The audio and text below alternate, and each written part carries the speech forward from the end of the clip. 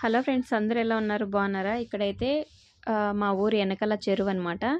So ఈ చెరువులో చాలా మంది చేపలు కూడా పట్టుకుంటారు. చెరువు చూస్తే పైన అంతా గడ్డిలాగా వచ్చేసింది చూడండి. అందులో ఇలాంటి చేపలు అయితే ఉంటాయి. సో ఆవులు కూడా కోసుకెళ్తారండి. ఈ వాటర్ వచ్చేసి ఈ అపార్ట్మెంట్లో వాడే డ్రైనేజ్ వాటర్ అనమాట. అంటే వేస్ట్ వాటర్ అంతా ఇక్కడికి వచ్చి నిలబడింది. అలాగే వర్షం వాటర్ కూడా. వర్షం వాటర్ కంటే ఈ అపార్ట్మెంట్లో వాడే వాటరే ఇక్కడికి వచ్చి అయితే స్టాప్ అవుతుంది.